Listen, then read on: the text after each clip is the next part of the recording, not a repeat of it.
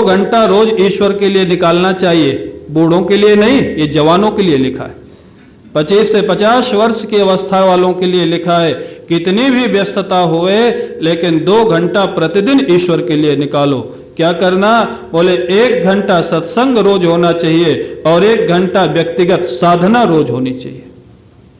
अगर ये नहीं करोगे तो बुढ़ापे में पश्चाताप हाथ में लगेगा। ये नोट कर लेना आप लोग जो 50 के नीचे, पश्चाताप छोड़ के हाथ कुछ नहीं लगेगा आपके। आप चाहे करोड़पति हो जाओ, अरबपति हो जाओ, प्राइम मिनिस्टर हो जाओ, कुछ भी हो जाओ, अगर आप ईश्वर के लिए 1 घंटा 2 घंटा डेली नहीं देंगे, वो भी युवा अवस्था में, बुढ़ापे में नहीं। बुढ़ापे में कुछ नहीं होता है, जो होता है युवा अवस्था में होता है।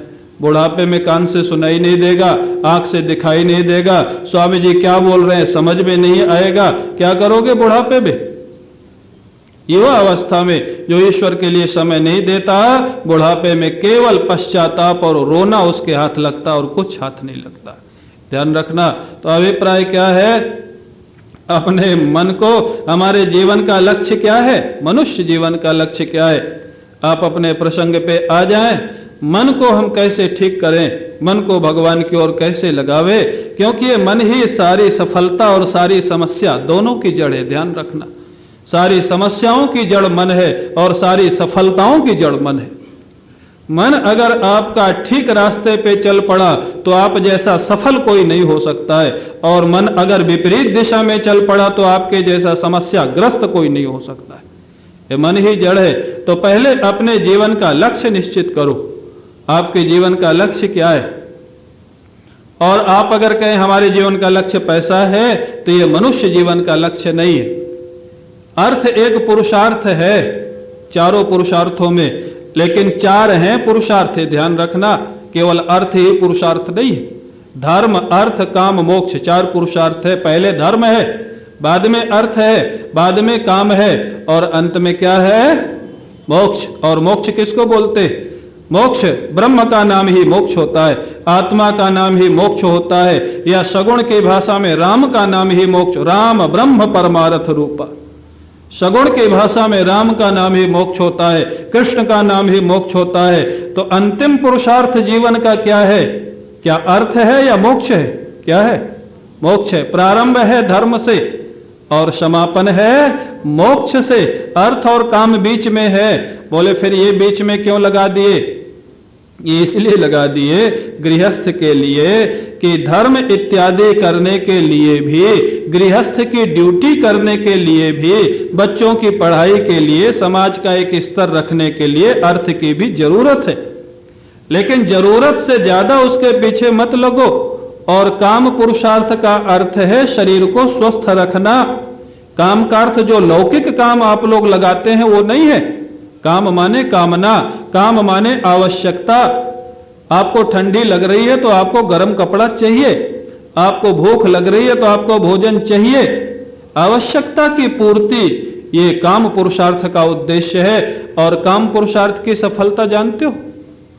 भागवत में काम पुरुषार्थ की सफलता किसको कहा गया? कामनाओं की निवृत्ति को काम पुरुषार्थ की सफलता कहा गया, कामनाओं की पूर्ति को नहीं कहा गया। काम की अगर निवृत्ति हो गई आपके जीवन से, वासनाओं की, इच्छाओं की समाप्ति हो गई, तो आपका काम पुरुषार्थ सफल हो गया। और कामनाओं की वृद्धि अगर होती रही तो काम पुरुषार्थ आपका असफल हो गया। ये ध्यान रखिएगा। तो सज्जनों, शरीर स्वस्थ रहे, क्यों? जिससे सत्संग कर सके। इसलिए नहीं कि क्लब में जा सके, लिखा है वहां। शरीर स्वस्थ किस लिए रखना? सत्संग कर सके, साधना कर सके, सेवा कर सके, लोगों की परोपकार कर सके, दीन दुखियों की सेवा कर सके। इसलिए शरीर को ठीक रखना काम पुरुषार्थ का उद्देश्य है। शरीर को ठीक रखना और अर्थ का उद्देश्य है धर्म का कार्य ठीक ठीक कर सके। इसलिए परिवार की सेवा ठीक ठीक कर सके। इसलिए क्यों? अगर आप गृहस्थ हैं और आप परिवार की ड्यूटी नहीं करते तो उसका अपराध आपको लगेगा। ध्यान रखना।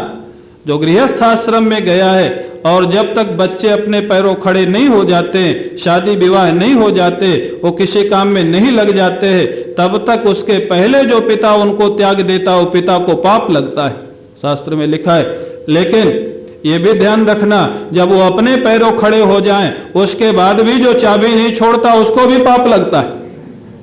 दोनों बात है।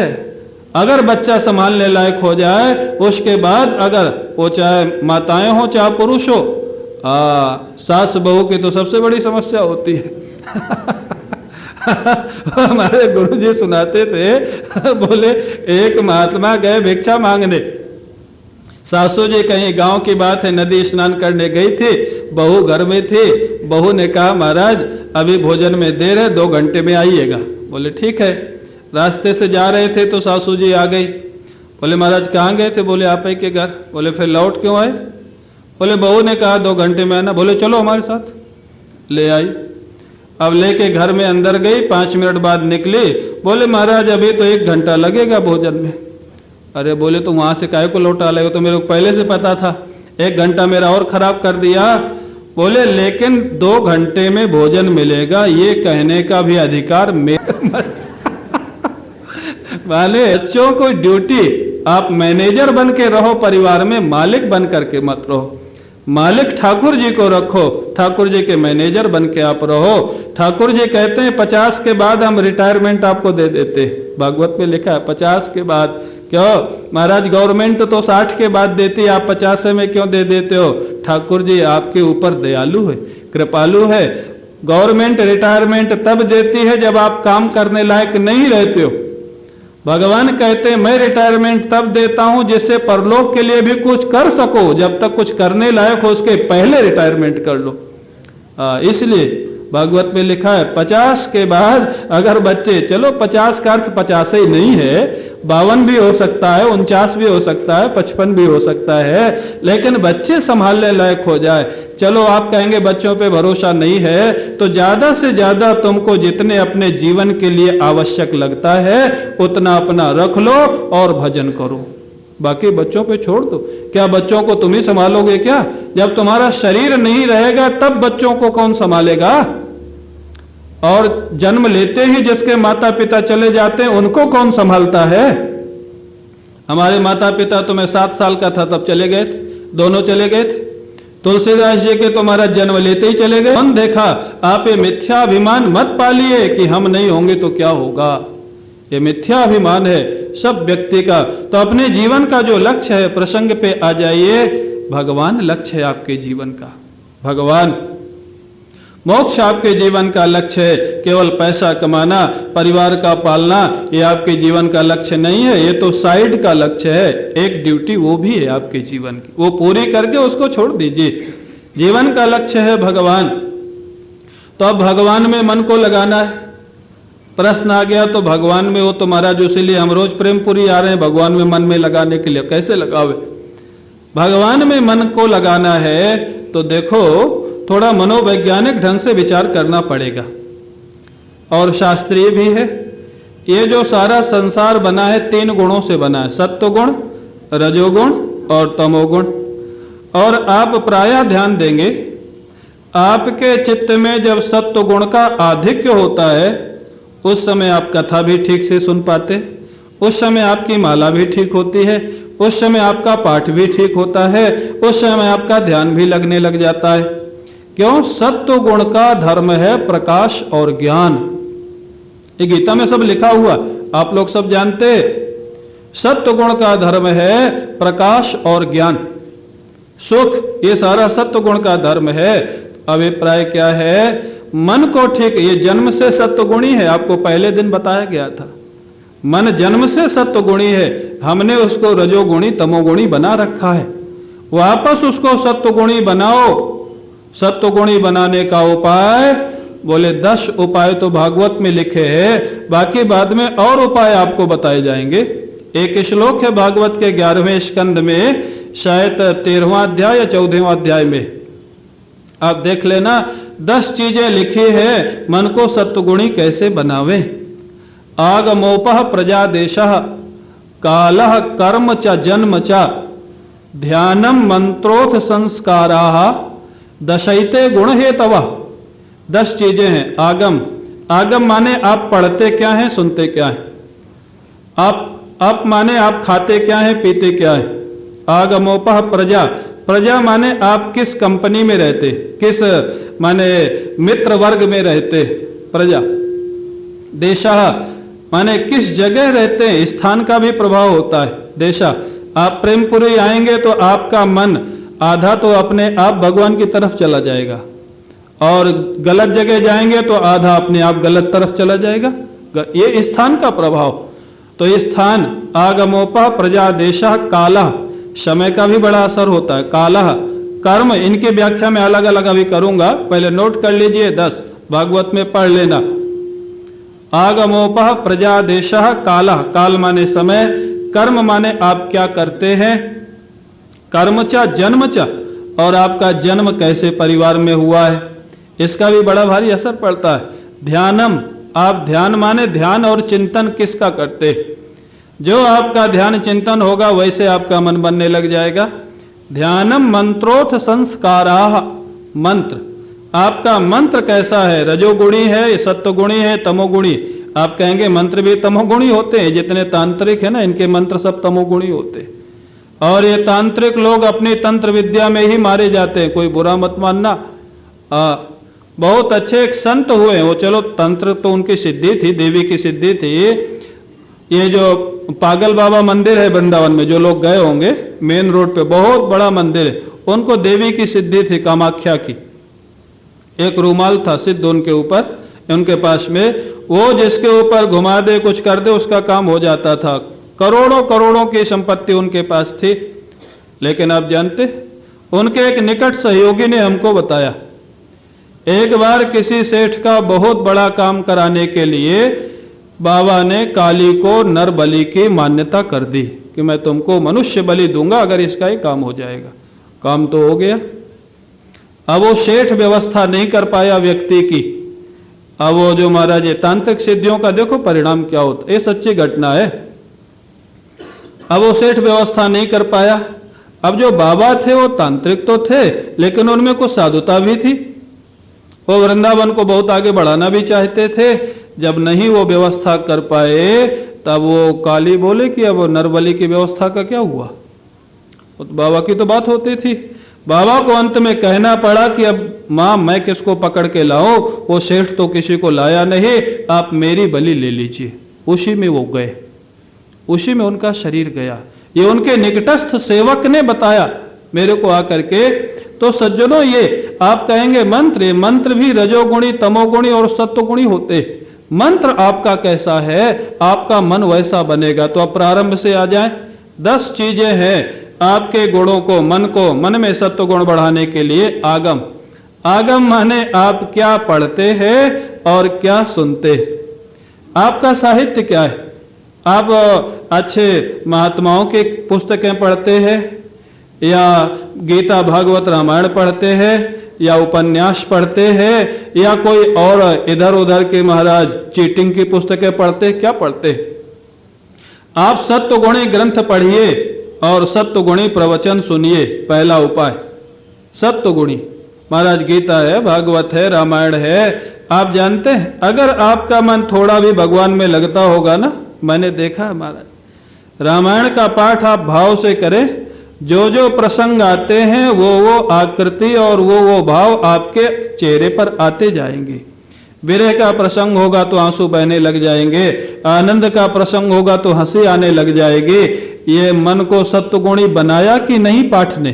क्यों बोलो, बनाया ना। आप क्या पाठ करते, आप क्या पढ़ते हैं, आपका मन, ये मन निर्माण के सारे उपाय हैं। ये केवल प्रवचन नहीं है, ये प्रैक्टिकल है जीवन का। मन निर्माण के आप पढ़िए, नहीं मन लगता तो भी पढ़िए, लगने लग जाएगा, लगने लग जाएगा एक ना एक दिन। क्यों? ये मन, कई जो शराबी होते ना, शराबियों को तो मैं नहीं ज्यादा जानता, हमारे गांव में तमाकू क्या बोलते हैं, हाँ, तमाकू खाने वाले बहुत होते थे। तो वो जो नए किसी को जब सिखाते थे संगति में, कि थोड़ा पहली बार जब उसको देते थे तो उल्टी हो जाती थी, बड़ा उसको अजीब सा लगता था। वो बोलता था तो बहुत खराब चीज है। बोले नहीं नहीं नहीं, 4-6 बार खाएगा तो बड़ा आनंद आएगा बाद में, और खा ले एक बार।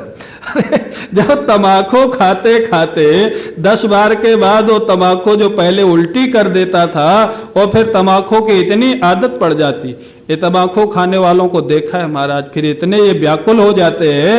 बड़े बड़े अफीसरों को देखा, अपने चपरासी से कहता है कि लिए है क्या तंबाकू? देखा है, कोई इज्जत का कोई परवाह नहीं, प्रतिष्ठा का परवाह नहीं। तो अगर ये एक सांसारिक कड़वी चीज और अगर बार बार खाने के बाद वो रस देने लग जाती है, तो क्या भगवान का पाठ, भगवान का सत्संग, भगवान की कथा, ये क्या बार बार सुनने पढ़ने से रस नहीं देगी? क्यों देगी ना, देगी तो इसको निरंतर इसी का श्रवण करो। सावधान रहना, सत्व गुणी साहित्य को पढ़ना और सत्व गुणी प्रवचन को सुनना। आपको कोई संसार की चर्चा सुनावे, व्यवहार में जितना आवश्यक है वो तो करना पड़ेगा, लेकिन अनावश्यक आपके कानों के माध्यम से कोई संसार को डाले, निंदा स्तुति सुनावे, हाथ जोड़ लेना, माफी मांग लेना या बहाना बना के भाग जाना। कह देना मेरे को वहां, या तो और कुछ ना बहाना हो, कह देना मेरे को लघु शंका लगी है, बस भाग जाना वहां से।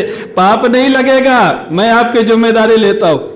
अगर आप सांसारिक चर्चा से बचने के लिए झूठ बोल के जाएंगे तो झूठ बोलने का पाप नहीं लगेगा। भागवत धर्म में लिखा है, भागवत में, चले जाना वहां से, हमारा संसार की चर्चा नहीं सुनना।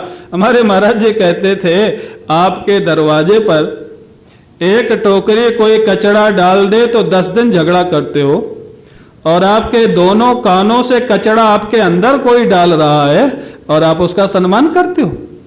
और फिर क्या हुआ आगे? फिर क्या हुआ आगे? उसने क्या कहा, कितना रस आता है। बारिश हो रही हो तो बारिश का ध्यान भूल जाएगा, धूप निकल रही हो तो धूप का ध्यान भूल जाएगा। शायद माला में इतना ध्यान नहीं लगता जितना वो चर्चा सुनने में लग जाता। आगे क्या हुआ? और महाराज माताओं को तो भगवान ही मालिक है। वो कोई हमको बोला, कल परसों ही बोल रहा था, बोले दुनिया का 8वां आश्चर्य आपको बतावें। देखो कोई नाराज नहीं हो जाना क्योंकि आप लोगों का आरक्षण लोकसभा में भी हो चुका है अभी तक। तो बोले 8वां आश्चर्य बतावें। बोले क्या? बोले 2 माताएं बैठी हो और शांत हो, ये 8वां आश्चर्य है दुनिया का। अब क्या करेंगे? कहां कहां की चर्चा निकलती है, मैं समझ नहीं पाता। 12 बज जाएगा रात में, 1 बज जाएगा, 2 बज जाएगा, कथाओं का अंत ही नहीं। कहां कहां की कथा है। अरे आप उनसे बचो जिसको ईश्वर के रास्ते पे चलना है। देखो ईश्वर के रास्ते में स्त्री पुरुष का भेद नहीं है। देवहूति भी तो स्त्री थी ना, देवहूति जैसा अवधूत कोई बिरले हुए होंगे। परतः पोष्य देहा लिखा है, ऐसा शरीर हो गया था, बालों की जटाएं बन गई थी देवहूति की। कोई भोजन करा देता तो कर लेती, नहीं कराता तो भोजन का भी भान नहीं था। वो भी तो देवी थी ना, महिला थी ना। द्रौपदी भी तो महिला थी ना, उत्तरा भी तो महिला थी ना, ये सारी महिलाएं थी ना। भगवान के रास्ते में स्त्री पुरुष का भेद नहीं होता है। तो सज्जनों, पहला उपाय है आगम। आगम माने साहित्य।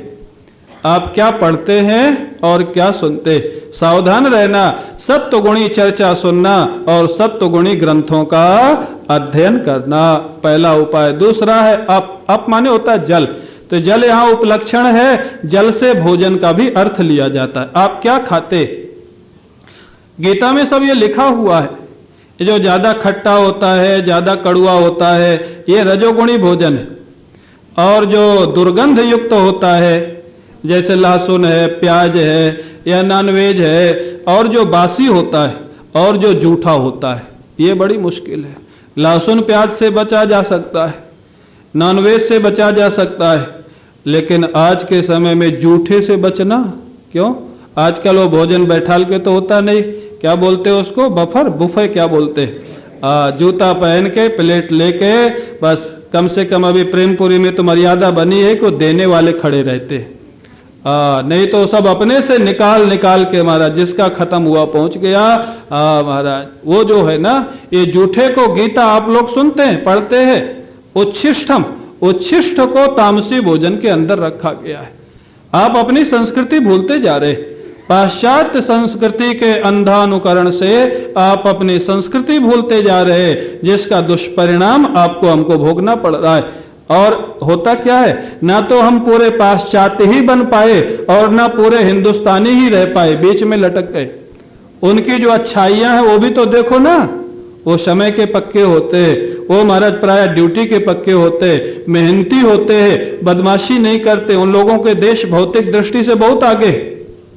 और आपके यहाँ 1 करोड़ अगर ऊपर से पास होगा तो पब्लिक के पास पहुंचते पहुंचते कितना बचेगा?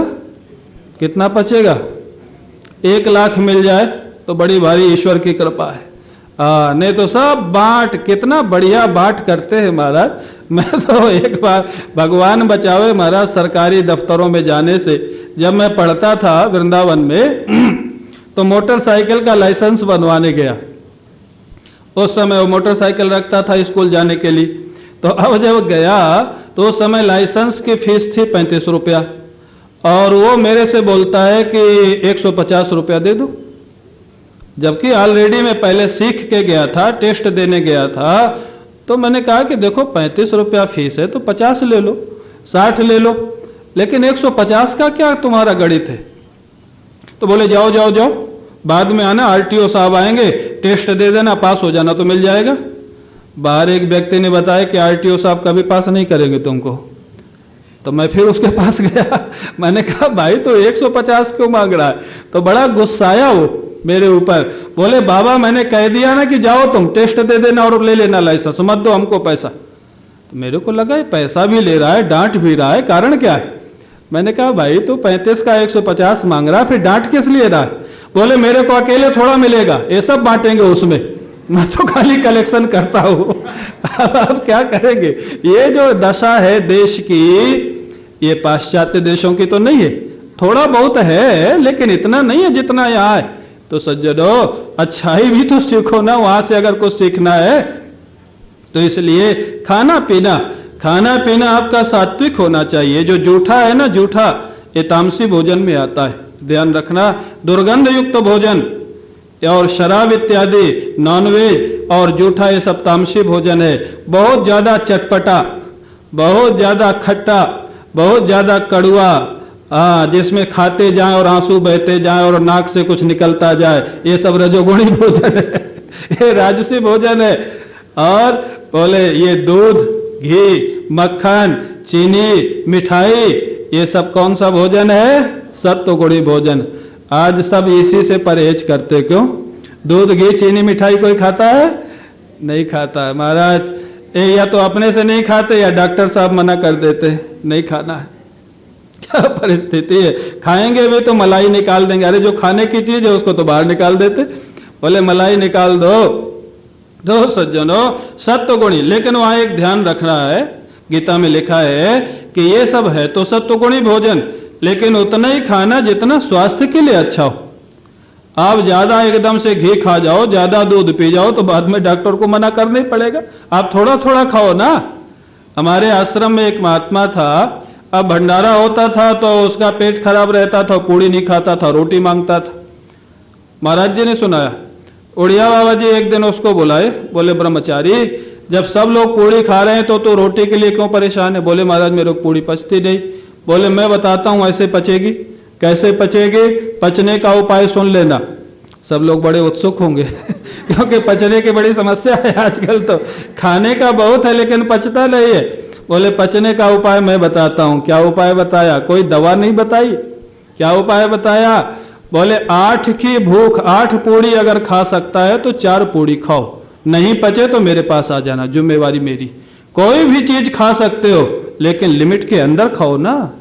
आपको अगर मना है तो थोड़ा खाओ ना। पहले से थोड़ा खाते तो मना करने की स्थिति नहीं आती, अब स्थिति आ गई है तो थोड़ा थोड़ा खाओ। तो इसलिए सत्वगुणी भोजन, खाना पीना ये सत्वगुणी होना चाहिए। दूसरा उपाय मन को सत्वगुणी बनाने का, आगमोपह प्रजा। तीसरा नंबर है आपका संग। जैसा करे संग वैसा चढ़े रंग। प्रेमपुरी में आओगे तो भजनों में रस आने लग जाएगा, और बाकी दूसरी गलत जगह जाओगे तो उसमें रस आने लग। ये मन जो है ना, क्यों? रहस्य क्या है? आप कहेंगे वहां भी रस आता, यहां भी रस आता, चक्कर क्या है? रस है कहां? ये भी रहस्य समझ लो। रस ना तो यहां है ना वहां है, एक्चुअली रस आपके अंदर है।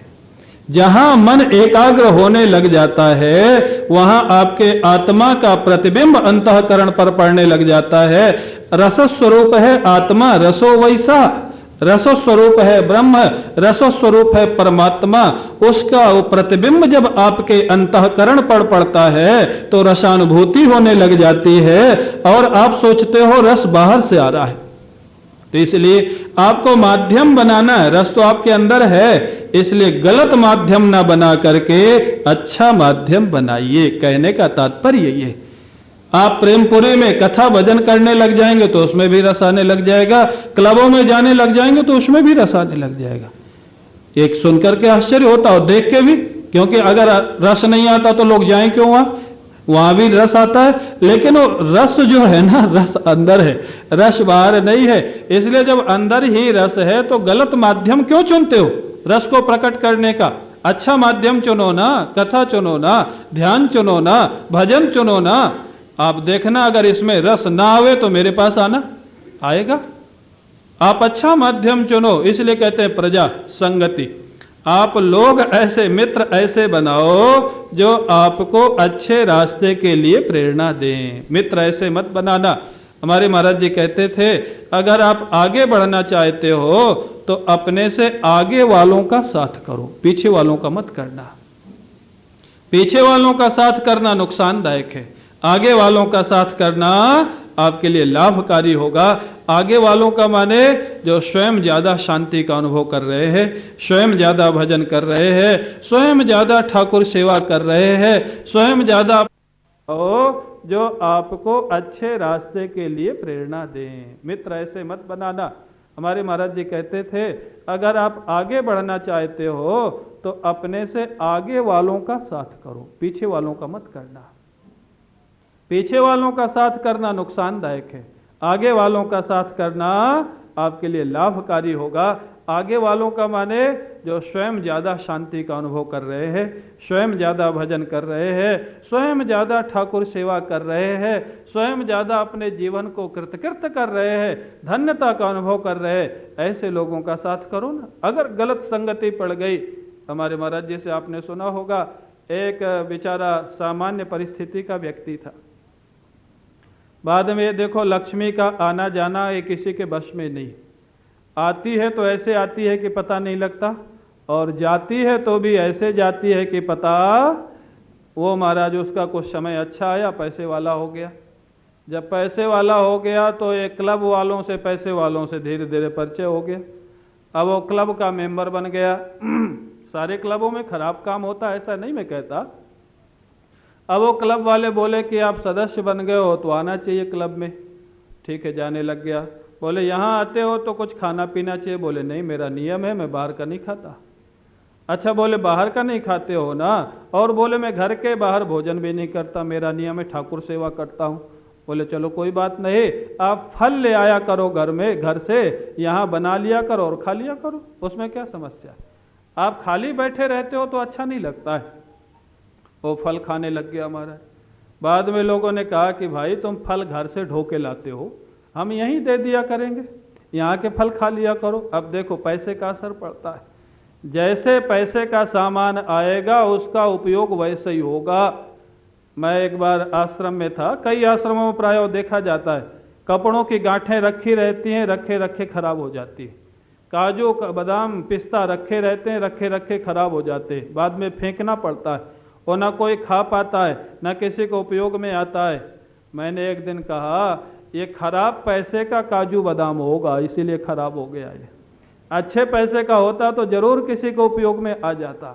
पैसा कैसा है इस पे भी डिपेंड करता है। अब वो क्लब के पैसे का फल खाने लग गया, बुद्धि थोड़ा और बदली। लोग बोले चलो अब थोड़ा फलहार यहीं बना दिया करे, फिर वो फलहार करने लग गया, भोजन करने लग गया, और फिर आगे आप जानते हो ड्रिंक करने लग गया, नाचने लग गया, सब करने लग गया। क्या हुआ? संगति का असर। प्रजा, आपका संग कैसा है? आप अच्छा संग रखिए, अपनी कंपनी अच्छी रखिए। आप भक्त बनना चाहते हैं तो भक्तों का साथ रखिए, वेदांती बनना चाहते हैं तो वेदांत रखिए, ईश्वर के रास्ते में चलना चाहते हैं तो जो ईश्वर के रास्ते में चल रहे हैं उनका साथ रखिए ना। प्रजा, देशा, आप कैसी जगह पे रहते, आपके अगल बगल कैसे लोग रहते, इसका भी असर पड़ता है। चलो ज़्यादा असर नहीं पड़ता तो थोड़ा बहुत तो पड़ता ही। अब वो लोग रात में 12 बजे तक शोर मचाएंगे आपके बगल में, आप कैसे सो पाएंगे? आपको 4 बजे उठना है पूजा करने के लिए, तो पहले 10 बजे सोना जरूरी है, नहीं 4 बजे उठेंगे कैसे? अब वो 12 बजे तक शोर मचा रहे आपके बगल के फ्लैट में, आप मना भी नहीं कर सकते। देशा कैसे देश में रहते हैं। चलो ये तो प्रेमपुरी जी महाराज और हमारे गुरुदेव की कृपा है कि ऐसा स्थान बंबई के अंदर है जहाँ पर इतने महाराज सत्संग की महिमा, सत्संग कथाएं, बड़े बड़े संत महापुरुषों के प्रवचन आपको सुलभ है। माने बंबई छोड़ के भी बाहर ज़्यादा जाना नहीं पड़ता। नहीं, बंबई जैसे नगर में महाराज किसको समय बाहर जाने के लिए, यहाँ सुलभ है। तो देश का भी ध्यान रखें, जहाँ तक हो सके अच्छे लोग अगल बगल रहे तो आपका वातावरण अच्छा रहेगा, सत्व गुणी रहेगा। काला समय। अब आइए समय पर, आप अगर सो करके 8 बजे उठेंगे और पाठ करेंगे तो आपका मन तब तक स्वयं रजोगुणी हो जाएगा, तमोगुणी हो जाएगा। आप अगर 4 बजे उठेंगे, 5 बजे उठेंगे, बिना प्रयास के आपका मन उस समय सत्वगुणी होगा। ये करके देख लेना, ये कल से ही करके देख लेना। लेकिन 4-5 बजे उठने के लिए 10 बजे सोना भी पड़ेगा। ये नहीं कि 12 बजे सोए और 4 बजे उठ गए, बीमार पड़ जाओगे। 6 घंटा कम से कम सोने के लिए चाहिए। तो इसलिए जल्दी सोना और जल्दी उठना, ये हमारी संस्कृति है। और देर से सोना और देर से उठना ये पाश्चात्य संस्कृति है। लेकिन आजकल ज़्यादा क्या हो रहा है, मैं जहाँ रहता हूँ ना विपुल में, तो हम लोग प्राय 4-5 बजे उठ जाते, तो लाइट भी जल जाती है, कुछ खटपट होता ही है। बगल में हमारे फ्लैट में जो रहते हैं, एक दिन बड़े मुस्कराते हुए पूछे, बाबा जी 4 बजे से उठ के करते क्या हो तुम लोग? मैंने कहा तुम क्या समझोगे, हम क्या करते हैं 4 बजे से उठ के? बोले 4 बजे लाइट तुम्हारी रोज जल जाती है, कुछ ना कुछ खटपट भी होता है, क्या करते हो 4 बजे से उठ के? माने वो सोच भी नहीं सकता। क्यों? बहुत तो ऐसे महापुरुष हैं जिनका सोना ही 4 बजे प्रारंभ होता है। होता है कि नहीं बताओ? आपके बंबई में होंगे जरूर ऐसे लोग जो 4 बजे सोना प्रारंभ करते। तो ये तो बिल्कुल उल्टा ही हो गया ना। और एक बड़ी व्यंग की बात है, जो रात में जगते और दिन में सोते हैं, उनको संस्कृत में क्या कहा जाता है पता है आपको? निशायाम चरति। क्या होता है उसका अर्थ?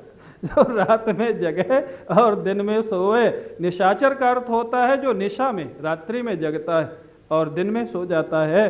4 बजे ब्राह्म मुहूर्त में सोना प्रारंभ करते। हमारे महाराज जी विनोद में कहते थे, बोले एक व्यक्ति हमारे पास आया, बोले महाराज आप जानते हो हम कब उठते? बोले कब उठते हो? बोले जब हमारी खिड़की से सूर्य भगवान दिखने लगते। महाराज जी बोले ठीक है 7-8 बजे तो दिखते ही होंगे। बोले नहीं महाराज, हमारी खिड़की पश्चिम दिशा में है। आप समझ गए अब कब उठता था वो?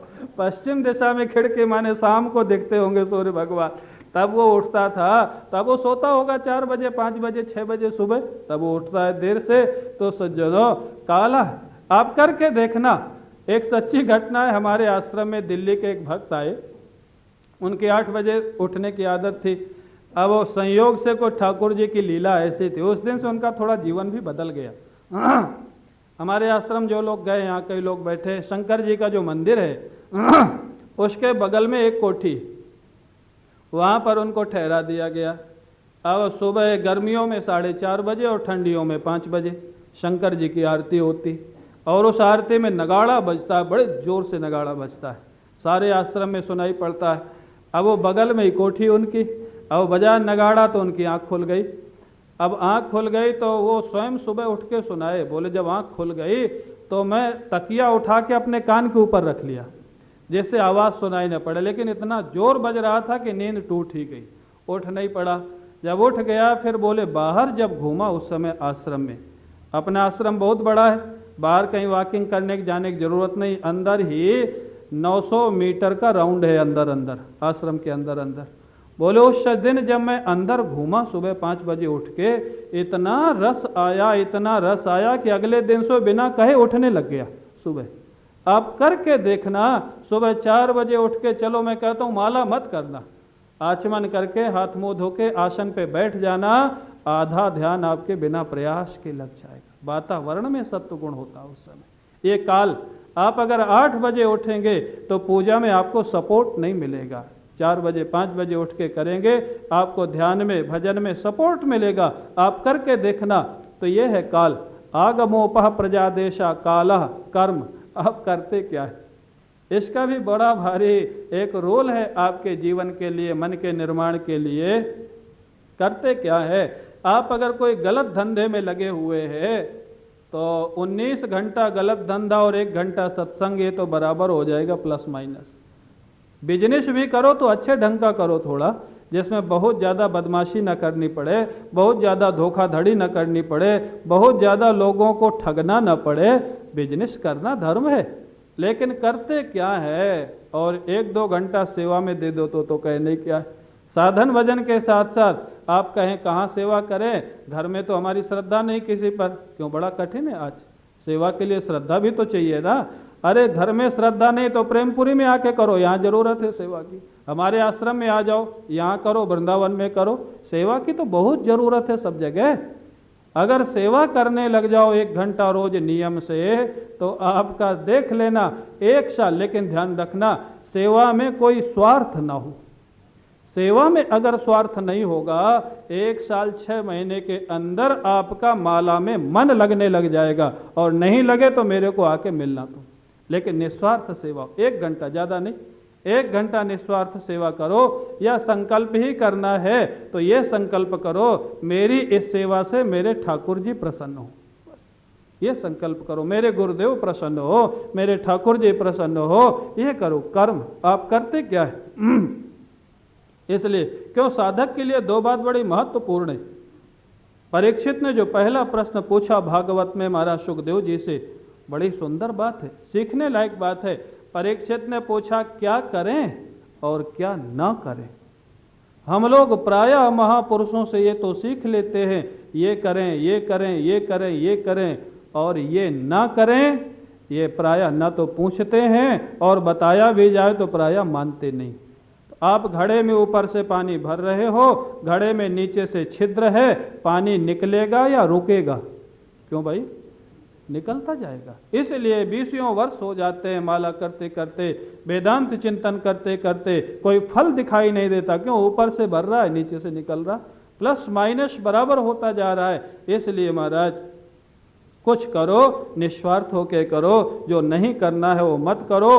कर्म काला कर्म च जन्म का असर पड़ता है। शुचि नाम श्रीमताम गेहे योग भ्रष्टो भी जायते। जो योग भ्रष्ट है वो महाराज भगवान उसको जन्म कहाँ देते? अर्जुन ने पूछा ना, महाराज कोई आपके रास्ते में चले और लक्ष्य पूरा न होए और मौत हो जाए, उसका क्या होगा? उसके क्या जिम्मेवारी आपके पास? बोले उसकी जिम्मेवारी मेरे पास रहती है। अगला जन्म मैं निर्णय करूंगा, धर्मराज निर्णय नहीं करेगा, मैं निर्णय करूंगा। उसकी फाइल मेरे पास होती है, मैं निर्णय करूंगा उसको जन्म कहाँ देना है। कहाँ देते हो? शुचि नाम श्रीमताम गेहे। योग भ्रष्ट माने साधना बीच में रह गई, लक्ष्य पूरा नहीं हुआ और शरीर पूरा हो गया, योग भ्रष्ट उसको बोलते हैं। शुचि नाम पवित्र कुल में जन्म लेता है। आपका जन्म कहाँ हुआ है? माता पिता के 20% संस्कार बच्चे पर रहते हैं, 100% नहीं रहते, इस धोखे में नहीं रहना। बाकी अपने रहते हैं, उसका अपना प्रारब्ध होता है। 20% संस्कार माता पिता के आते हैं जन्म से ही, और माता पिता शिक्षा दे तब तो कहने क्या, शुद्धोषि बुद्धोषि निरंजनोषि, ये माता की शिक्षा है। ये महाराज ऐसी ऐसी माताएं हमारे इतिहास में हुई है। ध्रुव जी को सुनीति ने कहा जा भगवान का भजन कर, अगर सिंहासन भी चाहिए तो भगवान का भजन कर। और यहाँ तो बेटे को कह दे हमारे साथ 1 महीना भेज दो जरा, महाराज कल से हमारे घर मत आना आप। क्यों? वैसे सब ठीक हो। हमको कई लोग कहते हैं, मैंने कई बार सुनाया, बोले आपके माता पिता धन्य हो गए। मैंने कहा किस लिए? बोले आप इतनी जल्दी महात्मा बन गए, भगवान के रास्ते पे चल पड़े। तो मैं व्यंग में कहता हूँ, अगर बेटा महात्मा बन जाए तो माता पिता धन्य हो जाते हैं ना? बोले हाँ। तो मैंने कहा एक बेटा हमारे साथ भेज दो। क्यों? तैयार है कोई? कोई तैयार हो तो हाथ उठावे, हम ले जाएंगे कल पक्का। अगर कोई तैयार है तो हाथ उठाओ। क्यों? दूसरे का बेटा महात्मा बन जाए तो बड़ी खुशी, और अपना अगर अच्छी बात है तो तुम अपना क्यों नहीं बनाना चाहते? यही है महाराज, यही है भगवान की माया। तो इसलिए काला कर्म च जन्म च, आपका जन्म कहाँ हुआ है, कैसे परिवार में हुआ है। ध्यानम, आप ध्यान क्या करते, चिंतन क्या करते। दुश्मन का ध्यान करेंगे तो थोड़े दिन के बाद आपके हृदय में दुश्मनी के संस्कार प्रबल हो जाएंगे। इसलिए लिखा है चिंतन अच्छे व्यक्तियों का करो, चिंतन भगवान का करो, ध्यान भगवान का करो, गलत लोगों का चिंतन मत करो। हमारे महाराज जी एक बड़ी सुंदर बात कहते थे, जो व्यक्ति किसी व्यक्ति की ज्यादा निंदा करता है, निंदा करेगा किसी दोस्त को लेके, बड़ा क्रोधी है, बड़ा लोभी है, बड़ा कामी है, बोले उसमें होता क्या है, जो ज्यादा निंदा करता है या तो वो दोष उसमें स्वयं विद्यमान होता है, और अगर नहीं भी होता है और प्रतिदिन जिस दोष की वो निंदा करता है वो दोष कुछ दिन के बाद उसमें स्वयं आ जाता है। इसलिए सावधान रहना। ध्यान चिंतन, मन के अंदर किसी गलत वस्तु व्यक्ति को प्रवेश होने नहीं देना। सात्विक चिंतन, सात्विक ध्यान, ध्यानम मंत्र, मंत्र आपका कैसा है। आपके गुरु जी ने राम जी का मंत्र दिया, कृष्ण जी का दिया, किसका दिया, या भैरव का दिया, भैरव हमारा, या भूत का दिया। भूत भी सिद्धि के मंत्र होते, भूत सिद्धि के, लेकिन जो भूत सिद्ध करते हैं वो भूतों के द्वारा ही मारे जाते, ध्यान रखना, भूतों के द्वारा ही मारे। भूत सिद्धि के भी मंत्र होते। आपका मंत्र कैसा है, सत्वगुणी है, रजोगुणी है, तमोगुणी है। ये जितने अपने पंचदेव उपासना है सनातन धर्म की, ये सब सत्वगुणी मंत्र होते हैं। राम जी का मंत्र है, कृष्ण जी का मंत्र है, दुर्गा जी का मंत्र है, शंकर जी का मंत्र है, गोपाल जी का मंत्र है। ये जितने मंत्र हैं सब सत्वगुणी। आप किस मंत्र का जप करते, तो 10 चीजें हो गई। ध्यानम मंत्रोथ संस्काराः, संस्कार आपको कैसे दिए हैं माता पिता ने, सत्वगुणी दिए हैं। प्रातः काल माता पिता उठ के आपको क्या सिखाते हैं, बेटा ठाकुर जी को प्रणाम करो, माता पिता को प्रणाम करो, बड़ों को प्रणाम करो, झूठ नहीं बोलना, किसी को धोखा नहीं देना, जीवन में अच्छे बन करके रहना, और तुम्हारे साथ हमारा नाम जुड़ा है ये हमेशा ध्यान रखना। ये शिक्षा बच्चों को देनी चाहिए। तुम्हारा नाम खराब होगा तो तुम्हारे साथ हमारा नाम खराब होगा। आप शिक्षा कैसे देते, संस्कार कैसे बच्चों में डाल रहे, इसका भी सत्वगुणी संस्कार पढ़ने चाहिए। तो अब वो तो माता पिता के हाथ में, आपके हाथ में है नहीं। बड़े होने पे आप अपने संस्कार स्वयं डाल सकते। जैसे संगति में जाएंगे तो सज्जनों, ये तो हो गए 10 उपाय, ये बाहरी उपाय, माने जो आप क्रिया के रूप में कर सकते, इनको अपने जीवन में ला सकते। आप मन को जबरदस्ती भगवान में नहीं लगा सकते, लेकिन ये जो 10 उपाय बताए गए ये आप कर सकते। फिर क्या करें, ये 10 उपाय करने के बाद भी मन न लगे तो, मन भगवदाकार न हो तो, मन भगवदाकार पूर्ण रूप से कब होता है, कैसे होता है, ये प्रश्न मैंने अयोध्या में एक संत से पूछा था। ये देखो सब जीवन के अनुभव की बातें हैं, और संत ने अपने जीवन का अनुभव सुनाया। मैंने कहा महाराज पूर्ण रूप से मन भगवान में कैसे लगता है, भगवान में प्रेम कैसे होता है। उन्होंने बड़ी सुंदर बात कही, बोले ब्रह्मचारी जीव पूरा प्रयास करे तो ज़्यादा से ज़्यादा 50% मन लगा सकता है, पूरा प्रयास करे तो। माने जो 10 उपाय बताए गए ये आपको करने हैं, ये भगवान नहीं करेंगे, ये आपको करने हैं।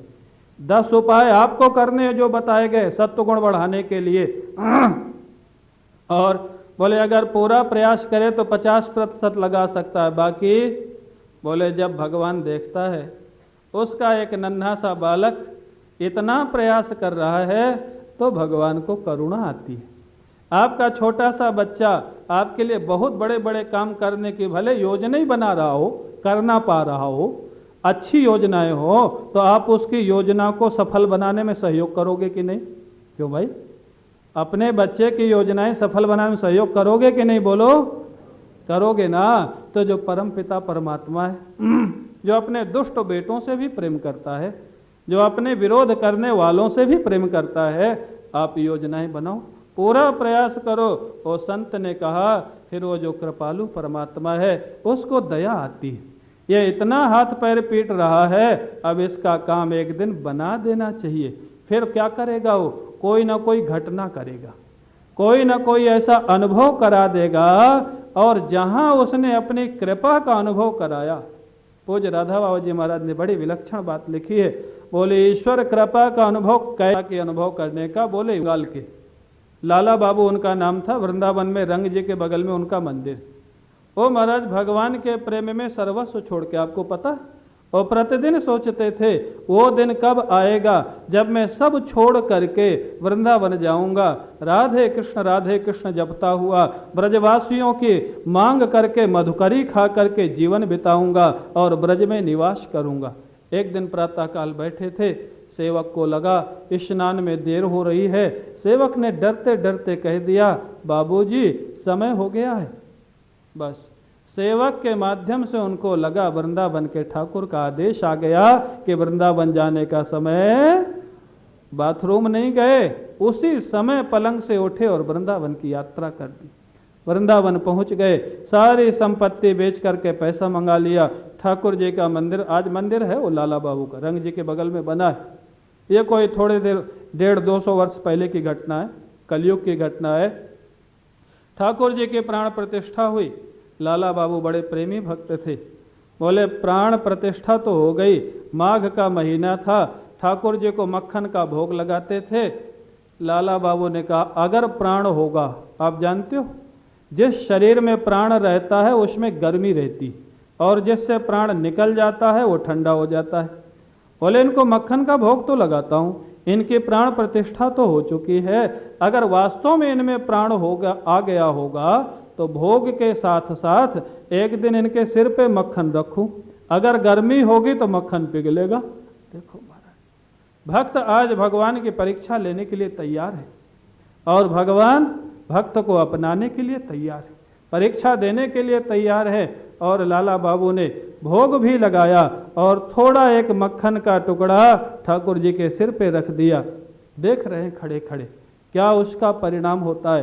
5 मिनट में धीरे धीरे वो मक्खन पिघलना प्रारंभ हो जाता है।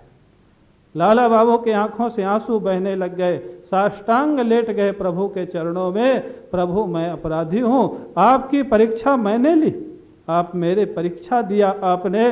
उसके बाद लाला बाबू के जीवन में जो प्रेम बढ़ा, जो आनंद बढ़ा महाराज, ऐसा विलक्षण जीवन उनका था।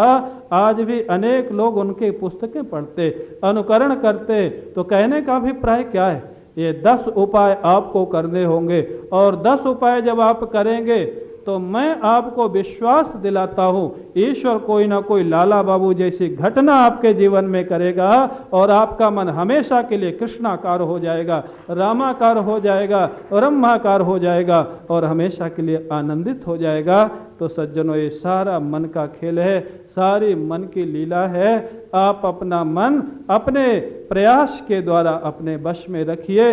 अभ्यास और वैराग्य, 2 बात जो भगवान ने बताई ना, वैराग्य माने संसार के थोड़े महत्व बुद्धि कम करते चलिए, और अभ्यास माने सत्संग और भजन नित्य प्रति करते चलिए। अभ्यास माने दोहराना, रोज करना, ये रोज करते चलिए, उपाय में लगे रहिए। आप हाथ पैर पीटेंगे तो ठाकुर दौड़ के आपके पास आएगा, आप विश्वास रखिए और आपका मन भगवान में लग जाएगा।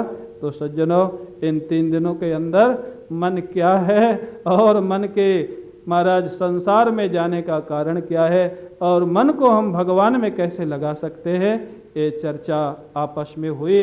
आपको भी रस आया, मेरे को भी रस आया, दोनों को रस आया। तो अब समय भी पूरा हो गया, 2-3 मिनट आगे ही हो गए हैं। इन्हीं शब्दों के साथ मैं गिरीश भाई को बहुत बहुत धन्यवाद दूंगा। और धन्यवाद क्या, वो तो हमारे अपने हैं। और कुमारी शर्मिला जी, जो जिनके पिताजी की स्मृति में ये दिव्य पथ का सत्संग होता है, उनके लिए भी बड़ा बड़ा साधुवाद, आशीर्वाद। आप सबका मन भगवान में लगे, भगवान आपको स्वीकार करें और जीवन आनंदित बनावे। इन्हीं शब्दों के साथ मैं वाणी को विराम दूंगा। बोले वृंदावन बिहारी लाल की, सद्गुरुदेव भगवान की। हरिओम। आज के आनंद की जय। बहुत आनंद रहा 3 दिन महाराज जी। लगता है कि जैसे हनुमान जी या कृष्ण ने जैसे जंप मारा था, ऐसे ये 3 दिन में ये मन से जीतने का जंप बहुत ही आनंददायक रहा। आपका आशीर्वाद भी मिला। महाराज जी का प्रवचन प्रातः 7:30 से 8:30 प्रेमपुरी में चल रहा है, जिसमें नारद भक्ति सूत्र पर महाराज जी प्रवचन करते हैं। आप सुबह प्रेमपुरी आश्रम में सुबह 7:30 से 8:30 यह लाभ 15 जुलाई तक ले सकेंगे। कल मंगलवार 6 जुलाई को दूसरा एक गुजराती में कार्यक्रम होने जा रहा है, जिसमें भजन मंजू मागू के तथा श्री कन्हूभाई व्यास द्वारा प्रभु कृपा प्राप्ति विषय पर प्रवचन होगा। कल 5:15 से 7:30। तारीख 9 को वही 5:15 से 7:30 श्रीमती अलकाबेन शाह के भजन व परम पूज्य हरिभाई कोठारी द्वारा खुशबू प्रसारे खानदानी विषय पर प्रवचन होगा। तो आप अनेक ऐसे जो कार्यक्रम यहाँ होते रहते हैं, जिनकी बुकलेट भी सेकंड फ्लोर में अवेलेबल है पूरे साल की या हर महीने का जो कार्यक्रम रहता है, तो वो आप सेकंड फ्लोर से ले सकते हैं। हरिओम हरिओम।